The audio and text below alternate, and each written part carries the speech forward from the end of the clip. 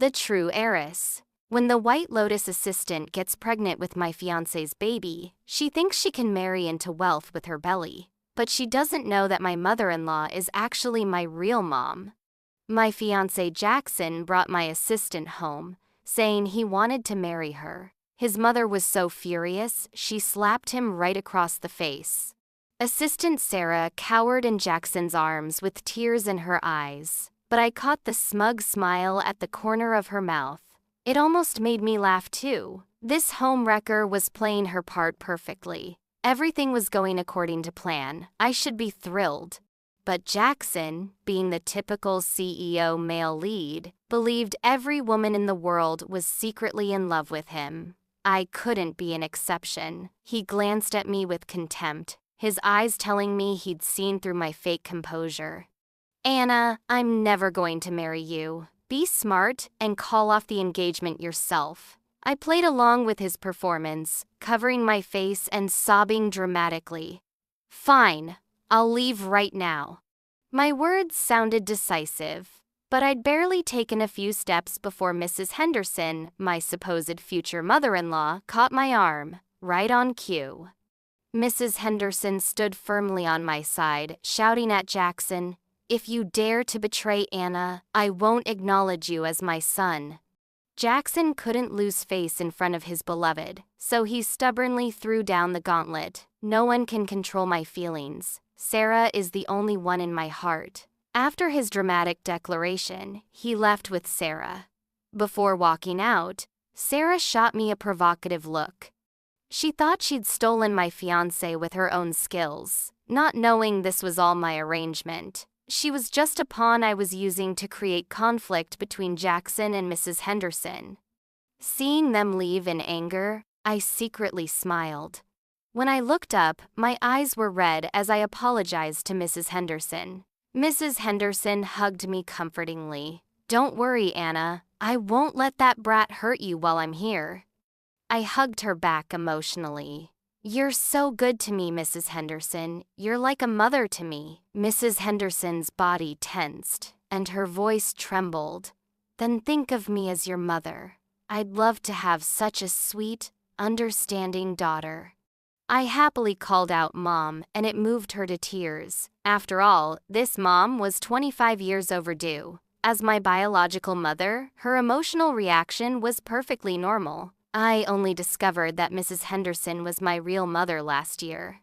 Having grown up seeing the worst in people, I was extremely wary when someone showed me kindness for no reason. She probably never expected I'd become suspicious because of it. The truth was melodramatic. My mother needed to have a son to secure her position, so she switched me with Jackson, who was born in the same delivery room. Jackson's biological mother was an unmarried college student who planned to dump the baby at an orphanage and pretend it never happened. My mother was ruthless, fresh from childbirth. She used her wealth to arrange everything. Jackson and I had our lives swapped. He became the Henderson family's young master, wanting for nothing. I was dumped in the orphanage, spending every day trying to please the staff just to get enough food. Now, my mother had outlived my philandering father and inherited his fortune. She remembered her biological daughter abandoned in the world, but she didn't dare acknowledge me directly, so she came up with a plan to make me her daughter-in-law as a way to compensate me. She thought it through carefully, but never asked if I was willing. Jackson always thought that night was an accident, but it was actually my mother who drugged him. Although nothing happened, I still cooperated with my mother's catching them in bed act and successfully became Jackson's fiancé, moving into the Henderson house. I was going to take back everything that belonged to me, including my mother. After our engagement, I was promoted from intern to executive secretary. Jackson's objections were useless after all. My mother was the chairman of the board. After proving I was completely capable of handling the job, Jackson was fairly satisfied with me. But everything changed when Sarah became my assistant. Sarah was a particularly pure, unaffected woman who always seemed to accidentally create romantic sparks with the CEO. She was the perfect female lead from a CEO romance novel. They say beauty brings ruin to nations. Sarah was the perfect disaster I'd specifically chosen for Jackson. So far, everything was going smoothly. Jackson, true to his CEO nature, had barely finished his dramatic declaration to his mother before promoting his beloved to executive secretary, while I became Sarah's assistant. This familiar routine truly worthy of being my mother's hand-raised son, inheriting her methods perfectly. Once Sarah gained power, she dropped her innocent act and became tyrannical in the office. I bore the brunt of her abuse, though others didn't escape becoming collateral damage either. Jackson turned a blind eye to her misconduct, causing company-wide resentment. Sarah was an intern I'd personally recruited. My hiring criteria were simple. She had to match Jackson's aesthetic preferences and be a brainless pretty face. Sarah lived up to expectations. While working hard to torment me, she also managed to lose a $20 million contract for the company. When Jackson got the news, his first instinct wasn't damage control. He came to threaten me. "Anna, you have to take the blame for Sarah, or I'll fire you." Jackson burst in so hastily that he didn't notice there was someone else in my office, Mrs. Henderson, the chairman herself. My mother had come to support me after hearing about Sarah's harassment. She didn't expect to walk into Jackson threatening me. After understanding the situation, she nearly fainted with rage. Without a word, she slapped Sarah so hard she fell to the ground. "You want Anna to take the blame for this, idiot? Have you lost your mind too?" Jackson, being the love-brained fool like his biological mother, helped Sarah up and yelled back at my mother, "Sarah is my true love. She's worth it, not just 20 million, but 200 million. So Sarah's face stopped hurting, and she gazed lovingly at Jackson. Such CEO-worthy lines, such earth-moving love. My mother was so moved, her face turned dark. As the fiancé, I naturally had to react. So I tearfully said to my mother, "Mrs. Henderson, since Jackson and Sarah are true love, I'm willing to break our engagement to fulfill them." Sarah's eyes lit up like light bulbs. She probably wanted to applaud me. She was destined for disappointment. Not only did my mother refuse, but she promoted me to chairman's secretary. She told Jackson, "From now on, any major company decisions must go through Anna to me before you can act." Watching Jackson's frustrated but helpless expression, I felt completely refreshed. A promotion and raise was good news. I immediately shared it with my financial backer. Marcus Williams was the CEO of a rival company, a truly ambitious boss, and my sugar daddy. At a business gala I attended with Jackson after becoming executive secretary, Marcus spotted me in the crowd. He found an opportunity to approach and recruit me as his inside source at Henderson Corporation. His exact words were, "You look at Jackson with much more hatred than I do. Why don't we work together to destroy him?" Though he had good instincts, you never know what people are really thinking. I initially didn't want to agree, but he offered so much money. It was truly irresistible. Marcus suggested dinner after work. I guessed he wanted to pump me for information, but I agreed for the sake of good food. Sure enough, once we'd eaten enough, he started asking questions, especially about Jackson's and my mother's attitudes toward me. He was probably trying to figure out if I might betray him.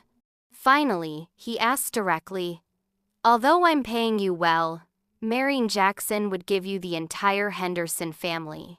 Aren't you even a little tempted?" I sighed. I don't believe in empty promises. Only what's in my own hands gives me security. I don't know if Marcus believed me or not. Before leaving, he said, "Don't worry, I won't shortchange you when this is over." Of course not. I wouldn't shortchange myself either. I just wondered if he'd hire an assassin after me when he learned the truth. In just a few days, I'd transformed from a bullied little nobody into an imperial inspector wielding authority. Being petty by nature, I naturally began returning the favor, finding creative ways to torment Sarah. Wrong file format, redo it. Data isn't clear enough, redo it. Explanation isn't thorough, redo it. After just one day of this treatment, Jackson couldn't stand it. He stormed into my office, pointing at my nose. "Don't push your luck. If you bully Sarah again, I won't let you off." Jackson used to be smart. How did falling in love make him lose his brain? I said helplessly. "Mr. Henderson, you're joking. If an executive secretary can't even do a simple spreadsheet right, should I do it for her instead of sending it back?" Jackson laughed angrily. "Anna, you're just an outsider. Don't abuse your tiny bit of authority. I'm the Henderson heir. You'd better remember your place." Who the outsider was remained to be seen, but I was certain he wouldn't be inheriting Henderson Corporation. I smiled. "If Mr. Henderson is here to plead for Secretary Sarah, then please beg me properly. Otherwise, I might abuse my power for personal revenge." Jackson nearly had an aneurysm. Sarah appeared at the perfect moment, tearfully and angrily accusing me. "Jackson and I are true love. He doesn't love you at all. Why won't you just leave us alone?" She sounded so righteous despite being in the wrong. I almost believed I'd done something terrible. I stated the facts. "Because he's my fiancé and you're just a mistress." Sarah was devastated, looking even worse than Jackson, as if she might faint at any moment. Jackson, the flower-protecting knight, was completely enraged by my harsh words and swore to break our engagement. To achieve his goal, Jackson voluntarily returned to the Henderson house after days away. He threatened my mother. "Choose between Anna and me. It's her or me." One was a tool of a fake son. The other was a guilt-ridden, real daughter. My mother wanted both. So she confined Jackson to the house, planning to break up the lovebirds and pay off Sarah with $500,000. But Sarah didn't even glance at the check, tearfully telling my mother, "Please, Mrs. Henderson, Jackson and I are true love. Please fulfill us." My mother couldn't hold back. She threw a cup of coffee in Sarah's face. After all, Sarah wasn't competing to be her daughter-in-law, but stealing her daughter's fiancé as a third party. Of course, my mother wouldn't be nice to her. But Sarah had big ambitions. No matter how my mother threatened or bribed her, she refused to give up the entire Henderson family for $500,000, truly worthy of being the woman I chose. But this time, my mother was determined she'd keep Jackson locked up until he gave in. Jackson went on a hunger strike in protest. Having experienced hunger myself, I knew how awful it felt and naturally wanted Jackson to experience it deeply. Since our engagement, I'd been living in the Henderson house. Although Jackson and I didn't share a room, the housekeeper, following my mother's instructions, already treated me as the lady of the house.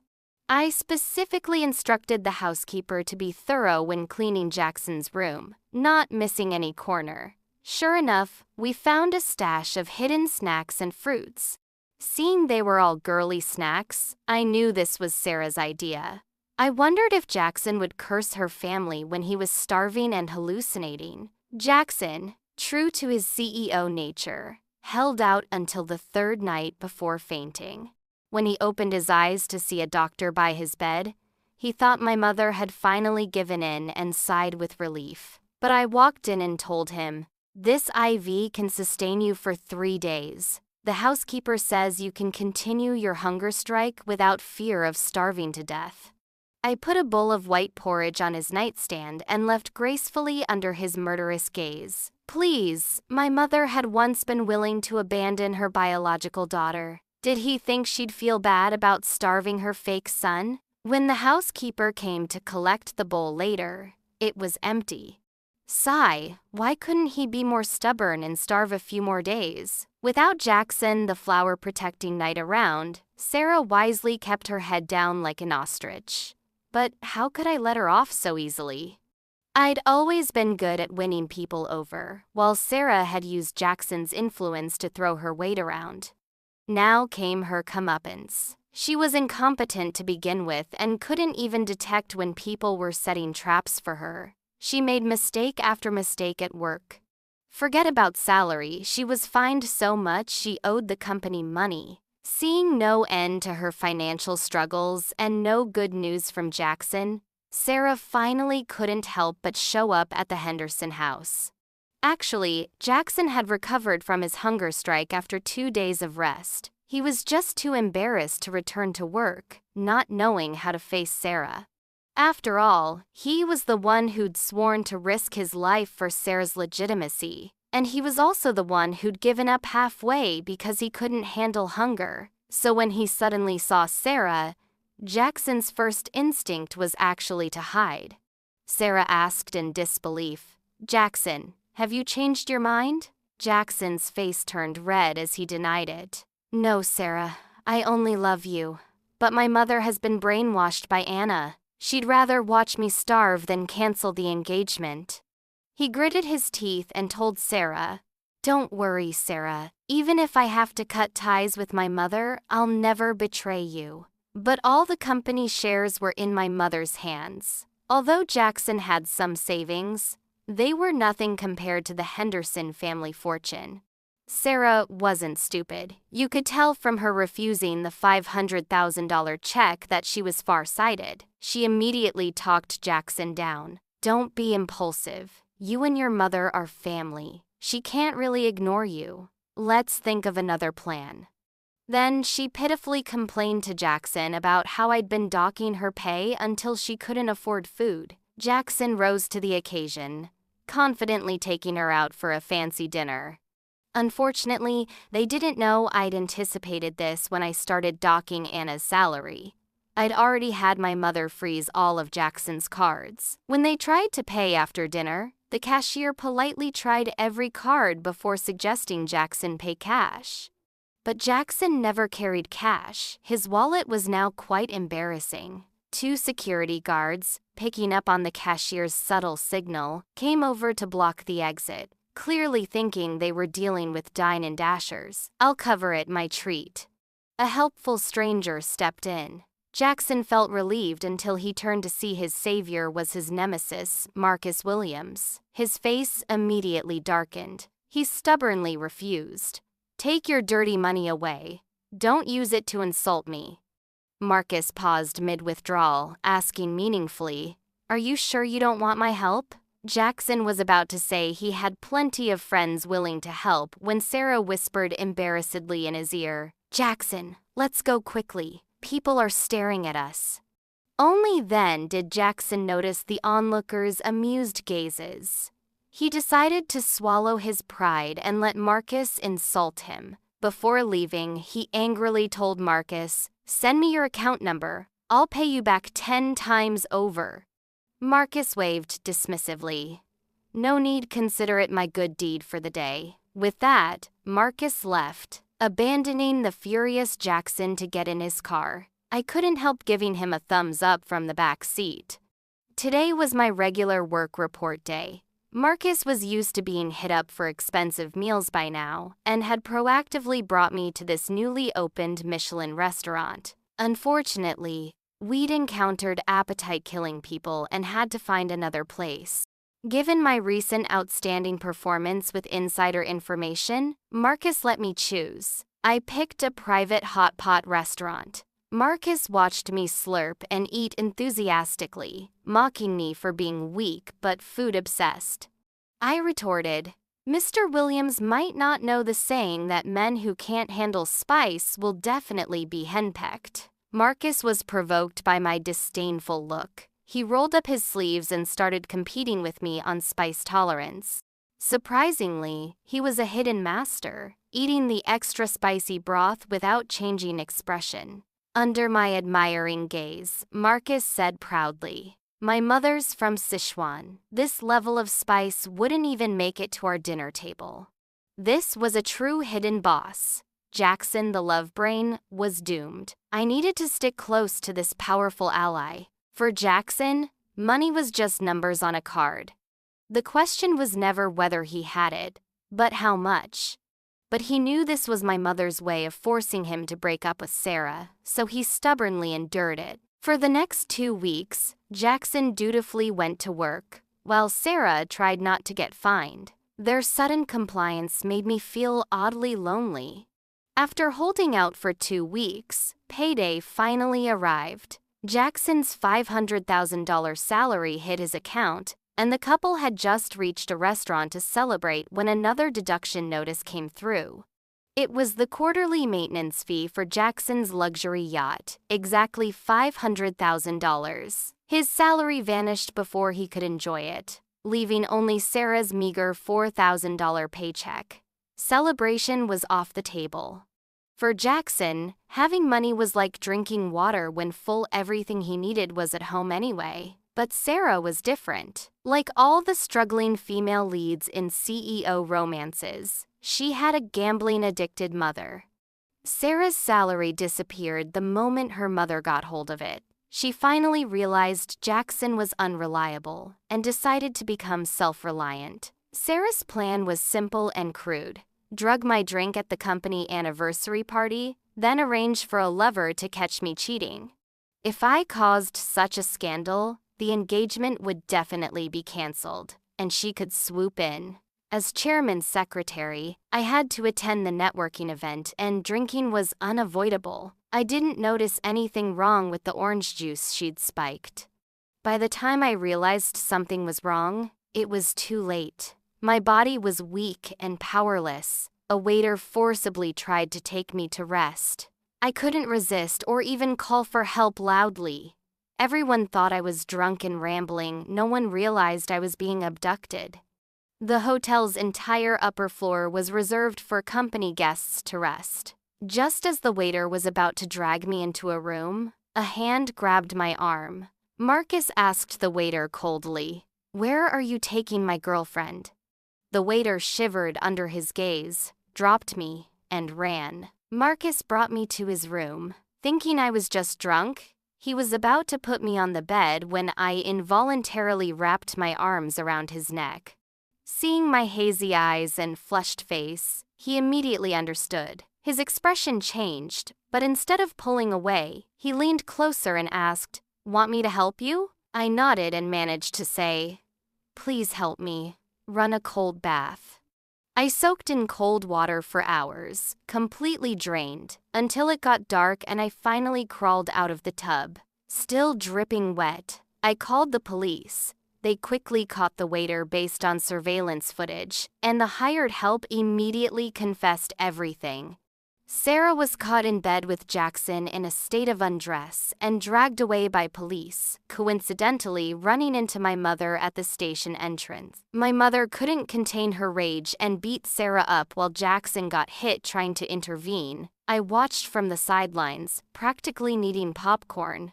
With witnesses and evidence, Sarah couldn't deny anything. She was temporarily detained awaiting trial. Knowing Sarah was in serious trouble this time, Jackson didn't dare try to convince my mother. He privately came to me for a letter of forgiveness. "Anna, if you want me to marry you, you'd better do as I say. If anything happens to Sarah, I'll never forgive you." I rolled my eyes, speechless. Jackson blocked my path, clearly prepared to pester me endlessly. I sneered. "You're the one who cheated. Sarah's the one who committed a crime.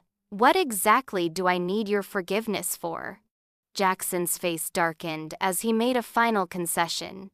"If you let Sarah go and promise never to make things difficult for her again, I'll give you the title of Mrs. Henderson." But he immediately added, "However, my heart will always belong to Sarah. Don't think you can break us up." This was the first time I'd heard someone describe cheating so eloquently. I mocked, "What a romantic."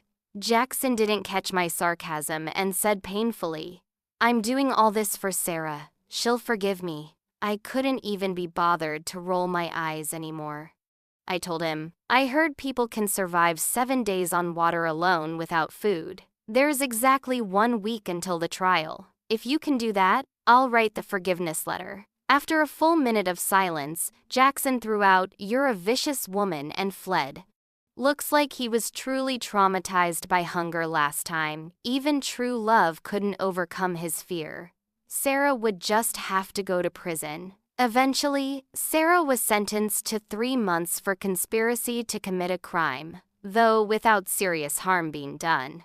But she actually only stayed in detention for less than 20 days before getting medical parole because she was pregnant. Sarah thought this baby was her savior, her key to marrying into wealth.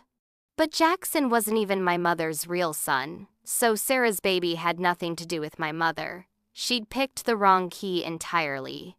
That day, it was raining as hard as when the female lead went to her father for money in those old dramas. Sarah knelt outside the Henderson house, begging my mother to let her baby into the family.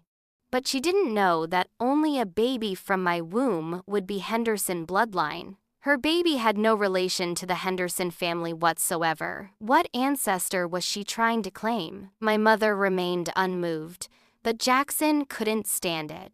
He was going to be a CEO. How could he let his beloved kneel pregnant in the rain? When Jackson tried to rush out, my mother told him, "If you leave this house today, don't bother coming back." Jackson stubbornly declared, "Mom, you'll regret this."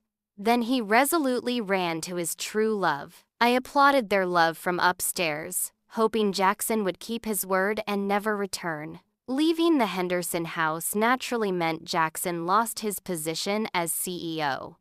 My mother had been too ambitious in her youth, and her health had declined in recent years, which was why she'd handed the company entirely to Jackson. Now that Jackson had chosen love over family fortune, my mother had to return to work.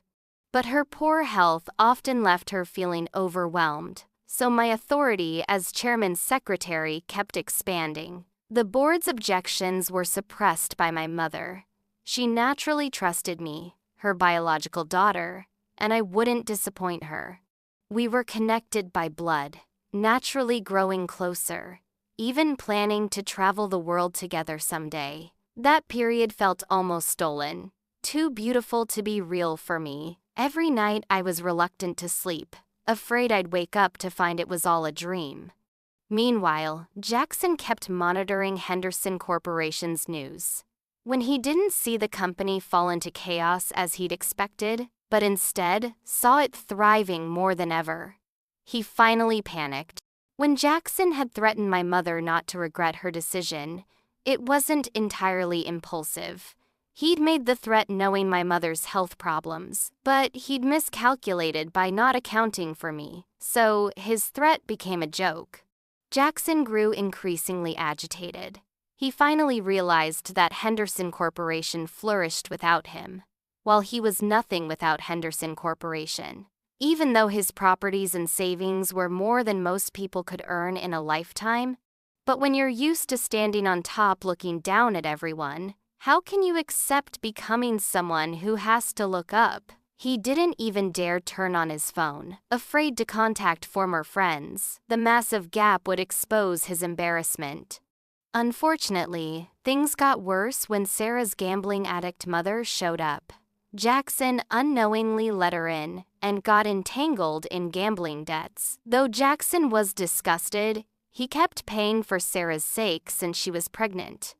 Having found an ATM, Sarah's mother gambled bigger and bigger until Jackson finally couldn't keep up, leading to his first fight with Sarah. Fighting became routine after that. No matter how much Sarah swore and promised to cut her mother off, she'd soften the moment her mother played the victim. Eventually, a realtor brought people to view apartments, and Jackson discovered Sarah had secretly given her mother all the property deeds. Everything was gambled away. Jackson finally couldn't take this life anymore. They had a violent argument, and in his agitation, Jackson pushed Sarah. Sarah happened to hit a sharp table corner and miscarried. Jackson left Sarah all his remaining money and returned to the Henderson house in despair, but the door was no longer always open for him. He knelt at the entrance just like Sarah had, begging my mother's forgiveness. He knelt all night, and I stood at the window all night, He was betting on my mother's soft heart. I was betting on my mother's guilt. When dawn came, I watched my mother personally go out and bring him home. Then my mother announced that Jackson would resume his position as CEO, while I became his secretary again. It seemed like everything had come full circle. For Jackson, it might have been the end of a nightmare. For me, it was a beautiful dream shattered. Clearly, I'd done better than Jackson during this time, made her more satisfied. I thought she might reconsider. But she ultimately chose Jackson, chose to hide the truth, chose to continue wronging me. I couldn't choose when I was abandoned 25 years ago, but today's me could choose. My mother wanted to set the wedding date for 3 months away. I agreed, and Jackson readily consented too. He never mentioned Sarah again and even thoughtfully arranged dates with me, learning to be a proper fiancé. When trying on wedding dresses, he asked if I'd made up my mind. I slowly smiled. I decided long ago.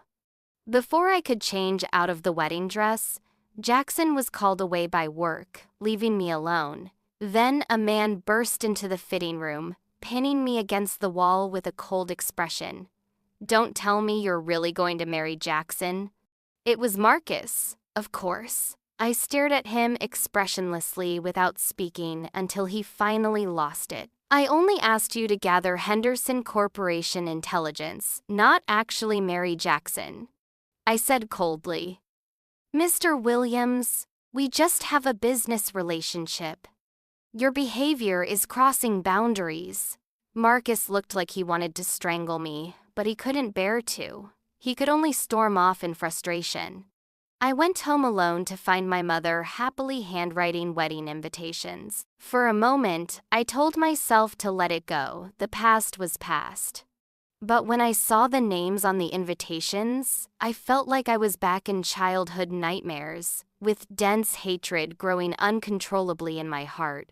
My mother smiled as she said, "I thought it wouldn't look good for you to have no family at the wedding, so I wanted to invite the orphanage director and his wife. What do you think?" I smiled back. "Great idea, Mom. You decide." My mother was even happier, innocently asking, "You've been so busy with work all these years that you haven't been back to visit the orphanage. You must miss them a lot?" I stared into her eyes and replied, "Yes. Now that Director Mom won't stab me with needles anymore, and Director Dad won't beat me to vent his anger, I do miss them." I ignored my mother's expression and continued. "Let's invite Mrs. Wang, who used to hold my head under water in the mop bucket, Mrs. Yang, who locked me outside in winter, and Miss Chen, who only let me eat half a bowl each meal." My mother's face had turned completely pale, stammering in shock. How is this possible? She thought her annual donations to the orphanage counted as indirectly raising me, never imagining the darkness that could hide behind kindness. The director's daughter was once the person I envied most. Unlike us, she never went hungry or cold, had endless pretty dresses and a room full of toys. Most importantly, she had parents, someone to comfort her when she was hurt, protect her when bullied, someone to rely on when scared. All things I could never reach. My mother had given all of this to Jackson because Jackson could bring her more benefits, so she'd abandoned me without hesitation back then. Later, I'd given her so many chances, but she never chose me once. I heard my mother's increasingly labored breathing, but didn't stop. I continued smiling, and those classmates who cut my hair and forced me to eat paper and drink dirty water, the restaurant owner who groped me during work study, everyone who bullied me because I was an orphan, invite them all. I stared into my mother's eyes, saying word by word, "Let them all see that I actually do have a mother. She just didn't want me. Isn't that right?" When I finished speaking, my mother was in tears, clutching her chest like she could barely breathe. I didn't shed a single tear. Maybe I'd cried too much as a child and gradually learned that tears were the most useless thing in the world. At least for me, they were. Because every time I was hungry, bullied, or wronged, My tears never brought even a trace of care or change. Since learning she was my biological mother, my remaining tears had dried up day by day in endless waiting, finally losing all hope in her. I'd said everything I wanted to say, so I turned to leave. Behind me came my mother's broken sobs, sounding so painful, so pitiful. But when people do wrong, they must pay the price. After leaving the Henderson house, I wandered aimlessly on the street, suddenly feeling free but not knowing where to go. I don't know how long I walked before realizing a car had been following me. Turning around, I saw Marcus's grim face in the driver's seat. We hadn't contacted each other since he stormed out of the fitting room that day. This sudden, unguarded encounter was inevitably awkward. We stared at each other for ages before he irritably got out and dragged me into the car. I fastened my seatbelt and told him, "I'm not worth much kidnapping. Me won't get any ransom." He gritted his teeth. "I'll pay it." I was stunned. "What?" He glared at me. "Next time you're kidnapped, tell them to call me. I'll pay your ransom." My brain short-circuited and I suddenly said, "My fiancé should pay it." The car's temperature instantly dropped to freezing. I wisely shut up and silently gripped the safety handle as we sped through the wind. Unexpectedly, Marcus drove to his house, where we encountered his mother personally cooking hot pot. Even more unexpectedly, I ended up sitting at their dinner table eating with them. Marcus hadn't lied. This hot pot's spice level made our previous one look like child's play. I could only desperately drink water. Finally, Marcus took pity and had someone add broth to the mild side of the divided pot, making it tolerable. Mrs. Williams shook her head, sighing. "Anna, this won't do. If you can't handle spice, you can't control your man." Marcus muttered something under his breath that I couldn't catch. After dinner, I felt awkward staying longer. Mrs. Williams had Marcus drive me home. We didn't speak the entire way until the car stopped outside the Henderson house. I asked him, "Do you want Henderson Corporation?" Marcus frowned. "What do you mean?" I shook my head without explaining and got ready to leave. Marcus suddenly grabbed my hand. Without turning around, staring straight ahead, he spoke to me. "If I asked you not to marry Jackson, would you listen?" I pulled free from his wrist, answering indirectly. "To thank you for today's hot pot, I'll give you a big gift in a couple days." Since I couldn't have it, I might as well destroy it. I'd just entered the Henderson house when a roaring engine and screeching brakes announced Jackson's car stopping just inches from my knees. Jackson grabbed me and dragged me toward his car. I instinctively tried to struggle but was frozen by his words. Numbly following him into the vehicle, Jackson said, "Get to the hospital quickly. Mom wants to see you one last time." My mother's heart condition was chronic. She couldn't handle major stress. She'd been rushing out to find me when she had a heart attack and crashed. I'd once thought that if she died, I'd either feel vindicated or devastated. Now I felt strangely calm. Calm like still water that wouldn't ripple no matter how the world turned upside down. My mother lay covered in blood on the operating table. The doctors had given up resuscitation. She was truly holding on by sheer will, waiting for me. I leaned close and heard her weakly whisper, "I'm sorry." I opened my mouth, suddenly not knowing what to say. Should I say it's okay? How could I truly forgive? Should I say I hate you? Somehow I didn't hate her anymore. While I was struggling, Jackson suddenly screamed, "Mom!" I jerked upright to find she'd closed her eyes forever. There's a saying that you never know whether tomorrow or an accident will come first. Suddenly, I was an orphan again. When I placed 2 DNA tests in front of Jackson, he was very calm. He said, "Mom told me everything the day I returned to the Henderson house. Here's her will except for 10% of Henderson Corporation shares and 2 houses. Everything else goes to you." I stared at Jackson blankly. as if I couldn't understand his words. Mom said she was sorry and didn't have the courage to face you, so she could only hope for your forgiveness after death. She insisted we marry because her failed marriage with Dad made her believe only financial ties were unbreakable.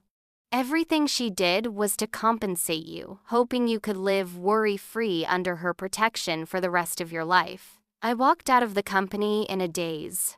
Many people were talking to me, but I couldn't feel anything.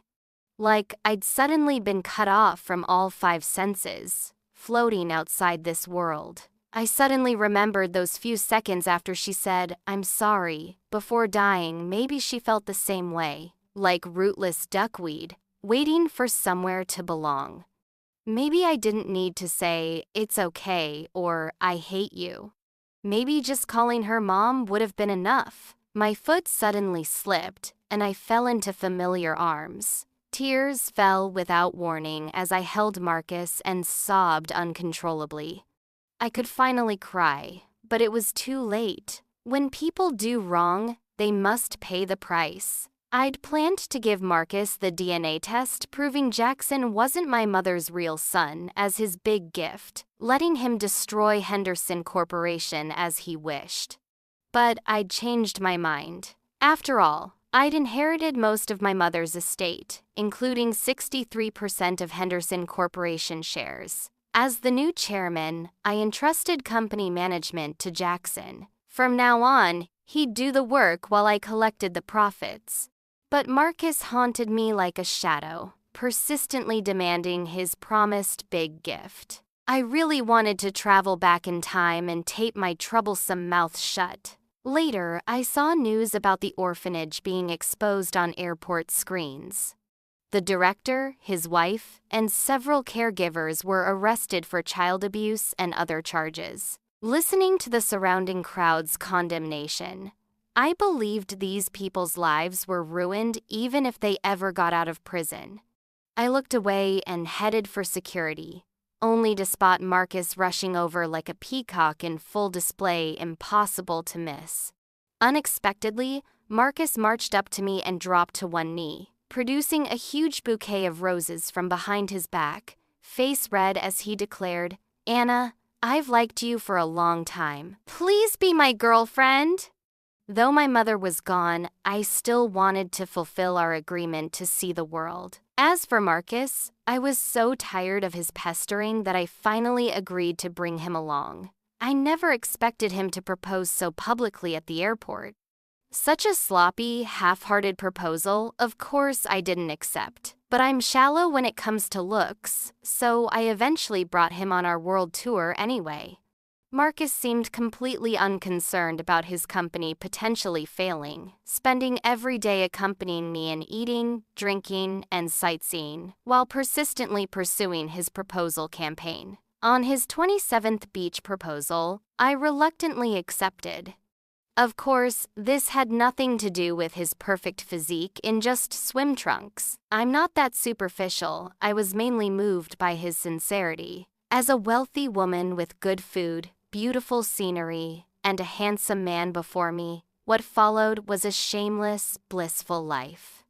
Until much, much, much later, when Marcus discovered I was the mysterious Henderson Corporation chairman, he had an epiphany. "So this was your big gift, honey. Doesn't your conscience hurt at all? No wonder you disagreed when I wanted to sign a prenup saying I'd get nothing in a divorce. So if we divorce now, both Henderson Corporation and Williams Corporation would be yours. You weren't planning marriage fraud, were you?" I touched my husband's face, already showing fine lines, and smiled sweetly. "Behave yourself. Keep exercising and stay in shape. Leave company matters to our son. Worrying ages you faster. After all, I'm shallow about looks. If you get a middle-aged beer belly, I might really kick you out." My husband pounced on me ferociously, proving with actions that he was far from over the hill. Sigh. Such are the troubles of a wealthy woman. The end.